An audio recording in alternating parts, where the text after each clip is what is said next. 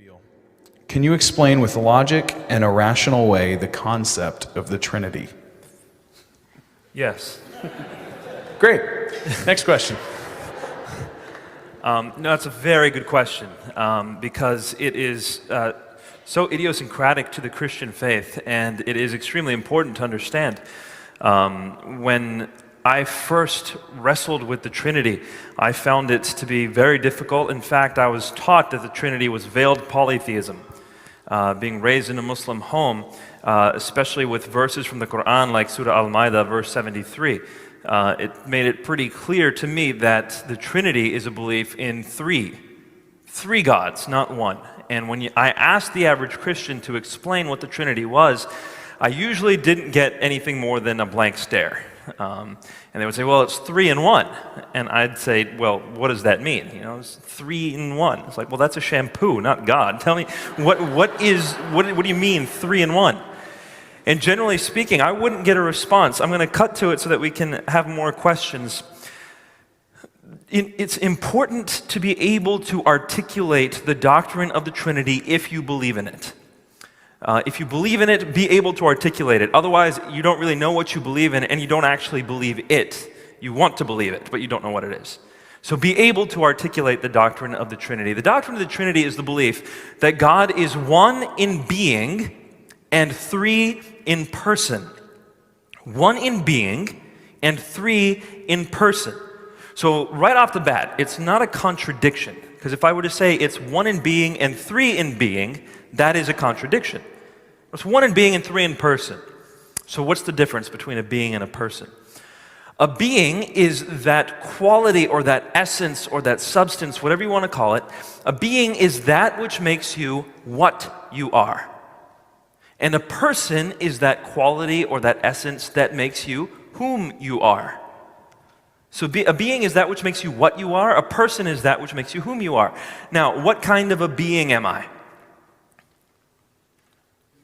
Thanks for the vote of confidence. I appreciate that.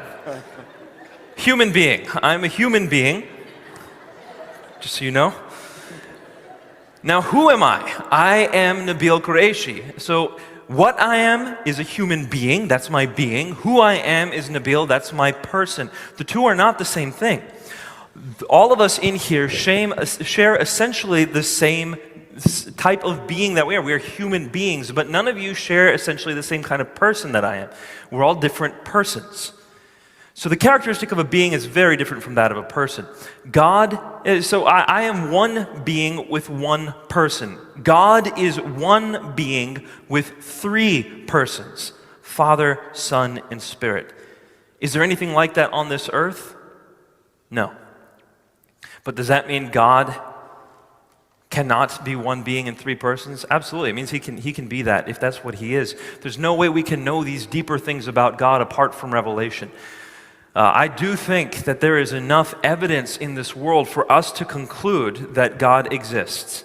I think it is the most rational conclusion. It's the most, it covers the most data, it makes the most sense, it fulfills, I think, the criterion of Occam's razor. I think it works. But how much can we know about God after that point? I think revelation is necessary to know the deeper things about God, and this is one of them, that God is 3 in 1. Tied in with this concept then of Trinity is also the idea of the persons of God. What does it mean for Jesus to be the Son of God? What does it mean for God the Father to be the Father? These are different roles in the Trinity, and oftentimes people see the term Son and then impute inferiority to the Son. In a sense, that's accurate to do. So let me put together some Bible verses for you, because especially when I debate Muslims or dialogue with them, these issues come to the fore, as they did with me when I was a Muslim. Some people will say that Jesus says things like in the Gospel of John, he says, the Father is greater than I. How is it possible that Jesus is God when he says, the Father is greater than I? And I would answer that question by saying, in our organization, Uncle Ravi Zacharias, he is the CEO of the organization. He is greater than I am. I'm at the bottom of the totem pole, he's at the top. And right now I'm earning brownie points. So he is greater than I am, but he is a human, just as I am. So his being is essentially equal to mine. He's a human being, I'm a human being, we're equal in that sense, but his role is greater than mine, and I'm inferior in that sense. So when Jesus says the Father is greater than I, the being is equal, the role is different. And this is how the Trinity all comes into focus when we start reading the Scripture. One last thing I want to close with is some people will say to me, but Nabeel, the Trinity is not present in the Old Testament. This is something new that Christians came up with. I don't think so. I think when you start reading the Old Testament a bit more carefully, now through the lens of clarity that we have from the New Testament, you start seeing it in the Old Testament. And people might say, where? Where did we start seeing the Trinity in the Old Testament? I see it in the first verse of the first chapter of the first book of the Bible.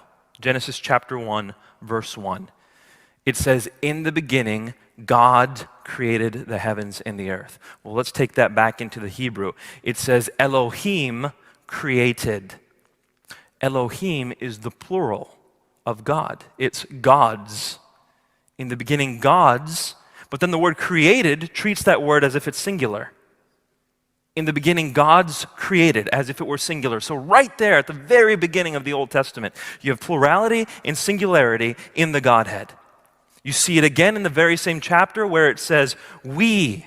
God refers to himself as we, plurally. How can God refer to himself plurally? And some people say, well, the Queen of England does that. The plural of majesty was not used in Hebrew at that time. It was not convention. And then also when God says, we will create man in our image, male and female, we will make man. Male and female, in his image, and then it goes to plurality once again. Multiple times plurality in the Godhead. I'll end by saying this. In the Shema, this is the statement that Jews would often recite twice a day. Shema Yisrael, Adonai Eloheinu, Adonai Echad. Hear, O Israel, the Lord our God, the Lord is one. Okay, very profound proclamation. The Lord our God, the Lord is one. In a world of polytheism, it's very profound. But that word one, echad, is not used to describe a singularity. It's used to describe something like a cluster of grapes. You would refer to the entire cluster as one cluster. That's what the word echad is.